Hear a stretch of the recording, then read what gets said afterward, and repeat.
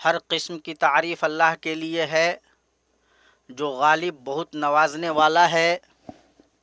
اس نے اجتماعیت کو نجات اور تفرقہ کو عذاب کا سبب بنایا، اور اللہ پاک نے اتحاد و اتفاق اور محبت و یکجہتی کا حکم دیا، اور ہر اس چیز سے منع فرمایا جس سے تفرقہ اور اختلاف جنم لے۔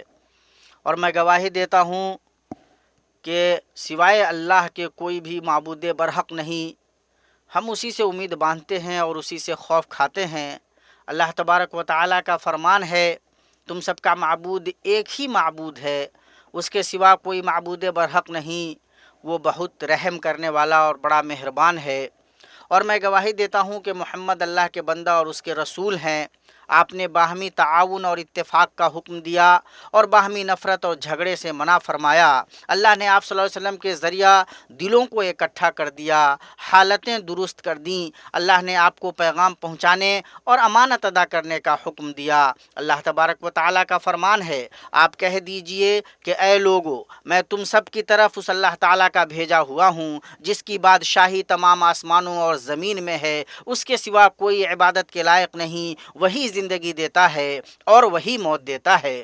درود و سلام نازل ہو آپ پر، آپ کی آل پر، اصحاب پر اور پیروکاروں پر۔ اما بعد، اے مسلمانوں، اللہ کی اطاعت کر کے، اس کی شریعت کی پابندی کر کے اور اس کے حدود کی حفاظت کر کے اللہ کا تقوی اختیار کرو تاکہ تم دنیا و آخرت میں کامیاب ہونے والے مصلح لوگوں میں سے ہو جاؤ۔ اللہ تبارک و تعالیٰ کا فرمان ہے، یہ حدیں اللہ تعالیٰ کی مقرر کی ہوئی ہیں، اور جو اللہ تعالیٰ کی اور اس کے رسول اللہ کی اور جو اللہ تعالیٰ کی اور اس کے رسول صلی اللہ علیہ وسلم کی فرما برداری کرے گا اسے اللہ تعالیٰ جنتوں میں لے جائے گا جن کے نیچے نہریں بہہ رہی ہیں، جن میں وہ ہمیشہ رہیں گے، اور یہ بہت بڑی کامیابی ہے۔ اللہ تعالیٰ کے حدود کی حفاظت میں سے یہ ہے کہ عبادتوں میں سے کچھ بھی اللہ کے سوا کسی اور کے لیے نہ پھیرا جائے۔ اللہ تبارک و تعالیٰ کا فرمان ہے، فرما روائی صرف اللہ تعالیٰ ہی کی ہے۔ اس کا فرمان ہے کہ تم سب سوائے اس کے کسی اور کی عبادت نہ کرو،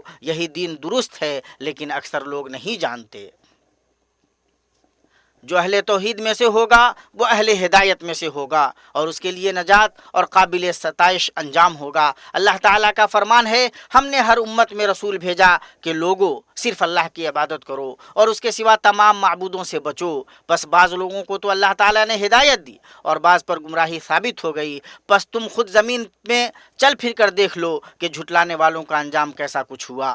اللہ تعالیٰ نے لا الہ الا اللہ کو توحید کی گواہی مقرر کرتے ہوئے فرمایا، اللہ تعالیٰ کے ساتھ کسی اور کو معبود نہ پکارنا، بجز اللہ تعالیٰ کے کوئی اور معبود نہیں۔ ہر چیز فنا ہونے والی ہے مگر اسی کا چہرہ اور ذات، اسی کے لیے فرما روائی ہے اور تم اسی کی طرف لوٹائے جاؤ گے۔ اسی طرح اللہ نے اپنے نبی محمد صلی اللہ علیہ وسلم کی رسالت اپنے اس قول سے مقرر کی، محمد صلی اللہ علیہ وسلم اللہ کے رسول ہیں، اور اپنے اس قول سے مقرر کی، لوگوں تمہارے مردوں میں سے کسی کے باپ محمد نہیں، لیکن آپ اللہ تعالیٰ کے رسول ہیں اور تمام نبیوں کے ختم کرنے والے، اور اللہ تعالیٰ ہر چیز کا بخوبی جاننے والا ہے۔ اس گواہی کا تقاضا ہے کہ آپ صلی اللہ علیہ وسلم کی خبروں کی تصدیق کی جائے، آپ کے حکموں کی تعمیل کی جائے، آپ نے جن چیزوں سے منع فرما دیا ان سے بچا جائے، اور اللہ کی عبادت صرف اس طریقے پر کی جائے جسے لے کر آپ صلی اللہ علیہ وسلم آئے۔ اور آپ صلی اللہ علیہ وسلم جو شریعت لے کر آئے ان میں دن اور رات میں 5 وقتوں کی نمازیں قائم کرنا ہے، زکوٰۃ دینی ہے، چنانچہ مالدار آدمی اپنے فقیر بھائیوں کے دلاسا اور مفاد عامہ میں حصہ داری نبھانے کے لیے اپنے مال کا تھوڑا حصہ دے گا۔ اللہ تبارک و تعالیٰ کا فرمان ہے، اور اللہ پاک نے جن چیزوں کا حکم دیا ہے ان میں ماہ رمضان کے روزے ہیں۔ اللہ تبارک و تعالیٰ کا فرمان ہے، تم میں سے جو شخص اس مہینہ کو پائے اسے روزہ رکھنا چاہیے۔ اور اللہ تبارک و تعالیٰ کے حرمت والے گھر کا حج ہے۔ اللہ تبارک و تعالیٰ کا فرمان ہے، اللہ تعالیٰ نے ان لوگوں پر جو اس کی طرف راہ پا سکتے ہوں اس گھر کا حج فرض کر دیا ہے۔ یہ ارکان اسلام ہیں، جیسا کہ اللہ کے نبی صلی اللہ علیہ وسلم نے فرمایا، اسلام یہ ہے کہ تم گواہی دو کہ اللہ کے سوا کوئی معبود برحق نہیں، اور یہ کہ محمد اللہ کے رسول ہیں، اور نماز قائم کرو اور زکوٰۃ ادا کرو اور رمضان کا روزہ رکھو اور اگر بیت اللہ تک پہنچنے کی تم میں استطاعت ہو تو بیت اللہ کا حج کرو، اور ایمان یہ ہے کہ تم اللہ پر، اس کے فرشتوں پر، اس کی کتابوں پر، اس کے رسولوں پر، یوم آخرت پر اور اچھی بری تقدیر پر ایمان لاؤ، اور احسان یہ ہے کہ تم اللہ کی اس طرح عبادت کرو کہ گویا تم اللہ کو دیکھ رہے ہو، کہ اگر تم نہیں دیکھ رہے ہو تو وہ تو تمہیں دیکھ ہی رہا ہے۔ مومنوں، اللہ کے حرمت والے گھر کے حاجیوں، نبی صلی اللہ علیہ وسلم کے حج کے خطبے میں یہ بات تھی، اے لوگو، بلا شبہ تمہارا رب ایک ہے، تمہارا باپ ایک ہے، سنو، نہ کسی عربی کو کسی عجمی پر، اور نہ کسی عجمی کو کسی عربی پر، نہ کسی سرخ کو کسی کالے پر کوئی فضیلت حاصل ہے سوائے تقویٰ کی بنیاد کے۔ سنو، میں نے پہنچا دیا، بے شک اللہ تعالیٰ نے تمہارے بیچ تمہارے خون، مال اور آبرو کو تمہارے اس دن کی طرح تمہارے اس شہر میں اور تمہارے اس ماہ میں حرام قرار دیا ہے۔ اسے احمد نے صحیح سند سے روایت کیا ہے۔ معلوم ہوا کہ زبانوں، رنگوں اور نسلوں کا اختلاف فرقہ بندی اور جھگڑے کی وجہ جواز نہیں ہو سکتا، بلکہ وہ تو کائنات میں اللہ کی نشانیوں میں سے ایک نشانی ہے۔ اللہ تعالیٰ کا فرمان ہے، اس کی قدرت کی نشانیوں میں سے آسمانوں اور زمین کی پیدائش اور تمہاری زبانوں اور رنگتوں کا اختلاف بھی ہے، دانش مندوں کے لیے اس میں یقیناً بڑی نشانیاں ہیں۔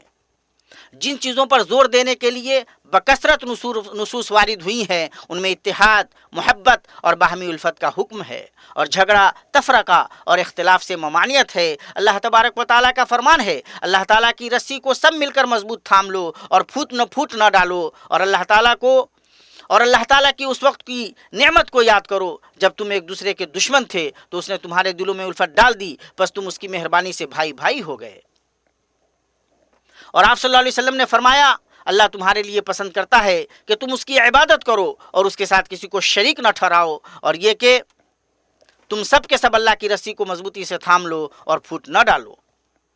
اسی لیے اللہ تعالیٰ نے نبی صلی اللہ علیہ وسلم پر احسان جتلایا کہ اللہ تعالیٰ نے آپ صلی اللہ علیہ وسلم کے صحابہ کو آپ صلی اللہ علیہ وسلم پر اکٹھا کر دیا۔ اللہ تبارک و تعالیٰ کا فرمان ہے، اللہ تجھے کافی ہے، اسی نے اپنی مدد سے اور مومنوں سے تیری تائید کی ہے، ان کے دلوں میں باہمی الفت بھی اسی نے ڈالی ہے۔ زمین میں جو کچھ ہے تو اگر سارا کا سارا بھی خرچ کر ڈالتا ہے تو بھی ان کے دل آپس میں نہ ملا سکتا، یہ تو اللہ ہی نے ان میں الفت ڈال دی ہے، وہ غالب حکمتوں والا ہے۔ اور اللہ تعالیٰ نے تفرقہ سے منع کرتے ہوئے فرمایا، بے شک جن لوگوں نے اپنے دین کو جدا جدا کر دیا اور گروہ گروہ بن گئے، آپ کا ان سے کوئی تعلق نہیں، بس ان کا معاملہ اللہ تعالیٰ کے حوالے ہے، پھر ان کو ان کا کیا ہوا جتلا دیں گے۔ اور اللہ پاک نے فرمایا، تم ان لوگوں کی طرح نہ ہو جانا جنہوں نے اپنے پاس روشن دلیلیں آ جانے کے بعد بھی تفرقہ ڈالا اور اختلاف کیا، انہی لوگوں کے لیے بڑا عذاب ہے۔ اس کی وجہ یہ ہے کہ اتحاد میں دین و دنیا کی درستی ہوتی ہے، مصلحتیں پوری ہوتی ہیں، بگاڑ ختم ہوتا ہے، اس سے نیکی اور تقوی پر تعاون حاصل ہوتا ہے، اس سے حق کو غلبہ ملتا ہے، باطل پسپا ہوتا ہے، دشمن ناراض ہوتا ہے، حاسدوں اور ٹوہ میں پڑے لوگوں کی کوششیں اکارت جاتی ہیں، اور جب اتحاد ختم ہو جائے تو خواہشیں اور کینے داخل ہو جاتے ہیں، ارادے متضاد ہو جاتے ہیں، یوں حرام خون بہایا جاتا ہے، معصوم مال حلال سمجھ لیا جاتا ہے، حرمتیں پامال کی جاتی ہیں، اور امت کے لیے ناممکن ہو جاتا ہے کہ وہ اپنی زندگی میں ترقی کرے، اور اطاعتوں کی پابندی مشکل ہو جاتی ہے۔ اسی لیے نبی صلی اللہ علیہ وسلم نے فرمایا، ایک دوسرے سے محبت اور ہمدلی میں مسلمانوں کی مثال جسم کی سی ہے کہ جب اس کے ایک عضو کو تکلیف پہنچتی ہے سارا جسم شب بیداری اور بخار میں مبتلا ہو جاتا ہے۔ اور آپ صلی اللہ علیہ وسلم نے فرمایا، ایک مومن دوسرے مومن کے لیے عمارت کی طرح ہے کہ اس کے ایک حصے سے دوسرے حصے کو تقویت ملتی ہے۔ اللہ تعالیٰ کا ہاتھ جماعت کے ساتھ ہے، اور شیطان اس کے ساتھ ہوتا ہے جس نے جماعت کو چھوڑ دیا اور اتحاد و اتفاق کی قدر و قیمت کا پتہ تفرقہ و اختلاف کے ان تکلیف دہ اثرات سے چلتا ہے جو فرد، خاندان اور معاشرہ پر پڑتے ہیں۔ اللہ تبارک و تعالیٰ کا فرمان ہے، اور اس کتاب میں اختلاف کرنے والے یقیناً دور کے خلاف میں ہیں۔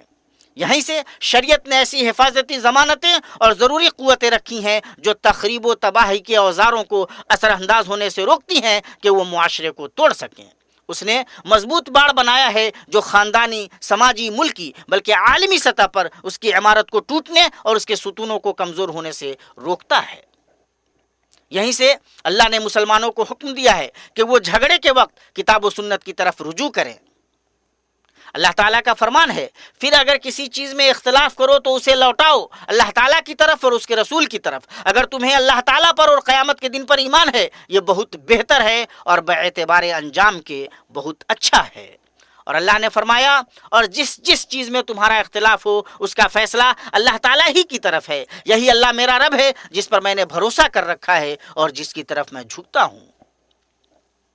اور اللہ تبارک و تعالیٰ کا فرمان ہے اس کتاب کو ہم نے آپ پر اس لیے اتارا ہے کہ آپ ان کے لیے ہر اس چیز کو واضح کر دے جس میں وہ اختلاف کر رہے ہیں اور یہ ایمان والوں کے لیے رہنمائی اور رحمت ہے.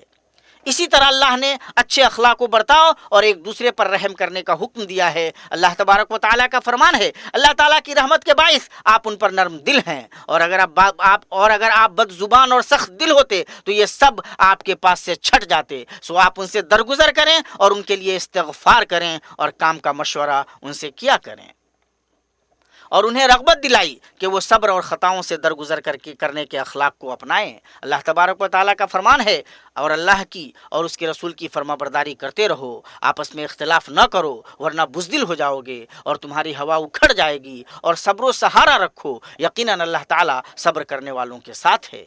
اور اللہ تبارک و تعالیٰ کا فرمان ہے اور اپنے رب کی بخشش کی طرف اور اس جنت کی طرف دوڑو جس کا عرض آسمانوں اور زمین کے برابر ہے جو پرہیزگاروں کے لیے تیار کی گئی ہے. جو لوگ آسانی میں سختی کے موقع پر بھی اللہ کے راستے میں خرچ کرتے ہیں غصہ پینے والے اور لوگوں سے درگزر کرنے والے ہیں اللہ تعالیٰ ان نیک کاروں سے محبت کرتا ہے. اتحاد کے حصول کے لیے شریعت نے سماجی خاندانی اور ایمانی رشتوں کو مضبوط کیا. اس نے صلہ رحمی کا حکم دیا زن و شو باپ بیٹے اور بیٹیوں کے حقوق واضح کیے. بقیہ تمام رشتہ داروں پڑوسیوں اور مسکینوں کے ساتھ احسان کرنے کا حکم دیا. اللہ تبارک و تعالیٰ کا فرمان ہے اور اللہ تعالیٰ کی عبادت کرو اور اس کے ساتھ کسی کو شریک نہ کرو اور ماں باپ کے ساتھ سلوک و احسان کرو اور رشتہ داروں سے اور یتیموں سے اور مسکینوں سے اور قرابت دار ہمسایہ سے اور اجنبی ہمسایہ سے اور پہلو کے ساتھی سے اور راہ کے مسافر سے اور ان سے جن کے مالک تمہارے ہاتھ ہیں غلام کنیز. یقیناً اللہ تعالیٰ تکبر کرنے والوں اور شیخی خوروں کو پسند نہیں فرماتا. اور حدیث میں ہے تم میں سے کوئی مومن نہیں ہو سکتا یہاں تک کہ وہ اپنے بھائی کے لیے وہی پسند کرے جو اپنے لیے پسند کرتا ہے. اور شریعت نے خیر پر تعاون کا حکم دیا. اللہ تبارک و تعالیٰ کا فرمان ہے نیکی اور پرہیزگاری میں ایک دوسرے کی امداد کرتے رہو اور گناہ اور ظلم و زیادتی میں مدد نہ کرو اور بری بات سے منع فرمایا. اور میرے بندوں سے کہہ دیجئے کہ وہ بہت ہی اچھی بات منہ سے نکالا کریں کیونکہ شیطان آپس میں فساد ڈلواتا ہے. بے شک شیطان انسان کا کھلا دشمن ہے. اور شریعت نے ان افواہوں اور سنسنی خیز خبروں کے پیچھے بھاگنے سے منع کیا ہے جن کا مقصد صفوں میں تفریق پیدا کرنا ہو. اللہ تبارک و تعالیٰ کا فرمان ہے اے مسلمانوں اگر تمہیں کوئی فاسق خبر دے تو تم اس کی اچھی طرح تحقیق کر لیا کرو. ایسا نہ ہو کہ نادانی میں کسی قوم کو ایذا پہنچا دو پھر اپنے کیے پر پشیمانی اٹھاؤ. یہیں سے مسلمانوں کو خبردار کیا جاتا ہے کہ وہ اتحاد کو توڑنے کے لیے اور سماج کے بعض لوگوں کو بعض کے خلاف بھڑکانے کے لیے مختلف وسائل اور اسالیب میں جاری معاندانہ پروپیگنڈوں سے بچیں.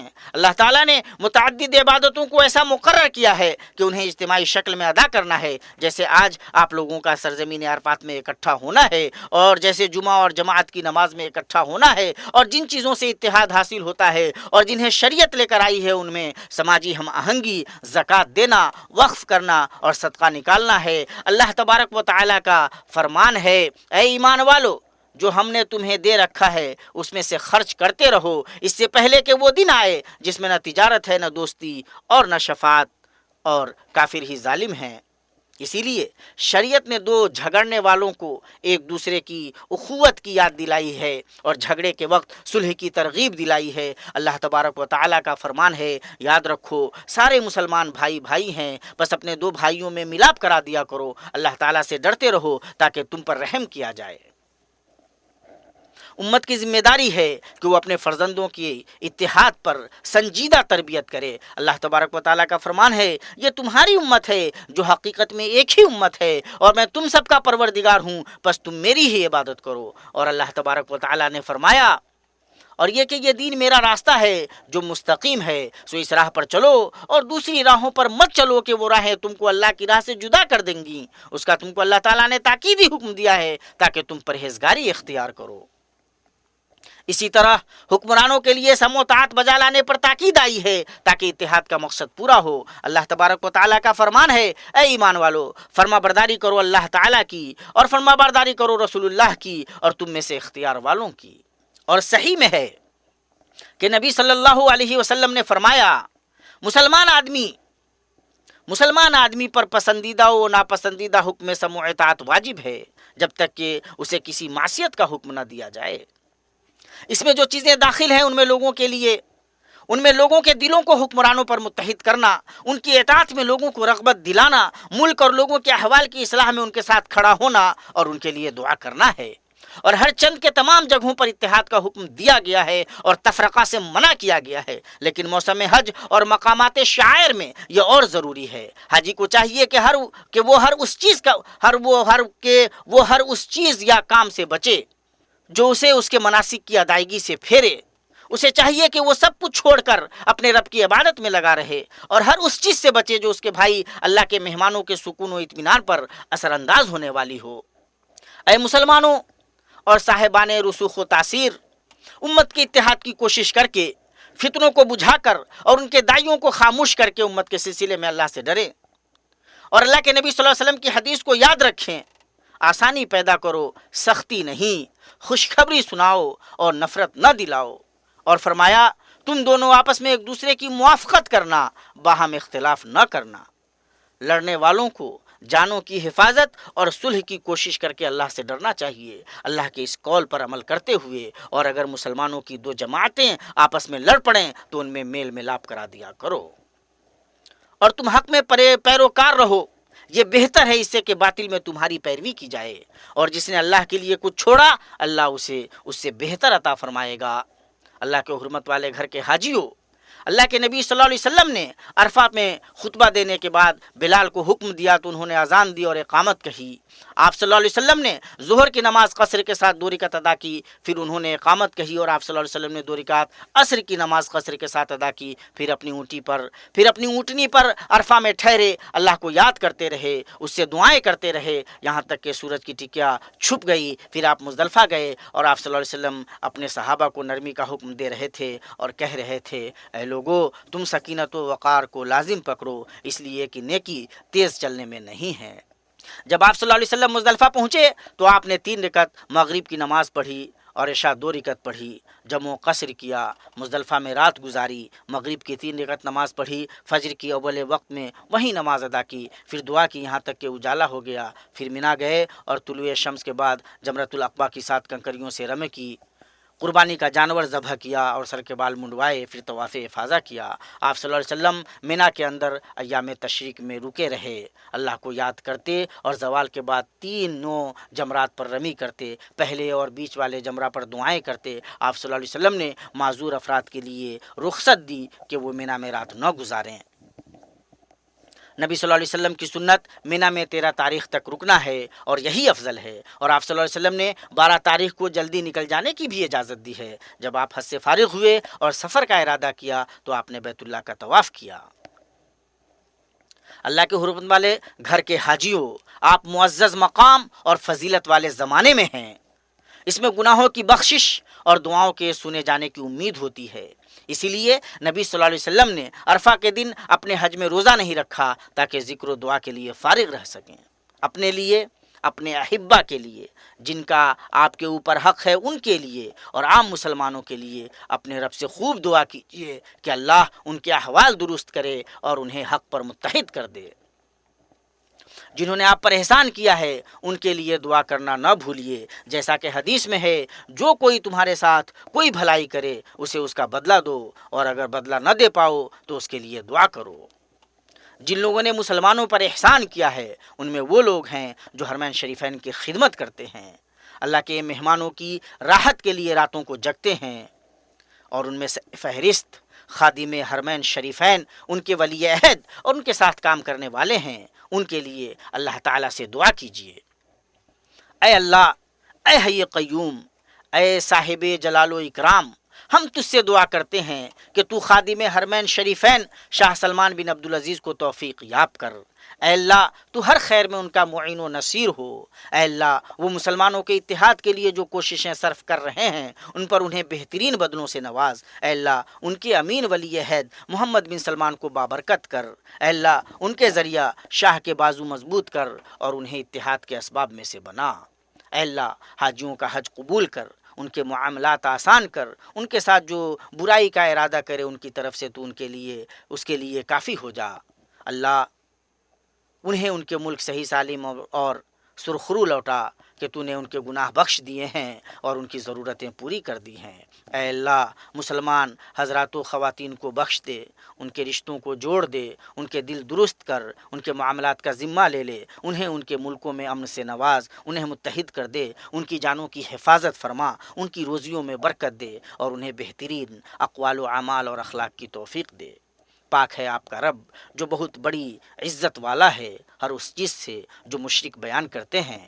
پیغمبروں پر سلام ہے اور سب طرح کی تعریف اللہ کے لیے ہے جو سارے جہان کا رب ہے۔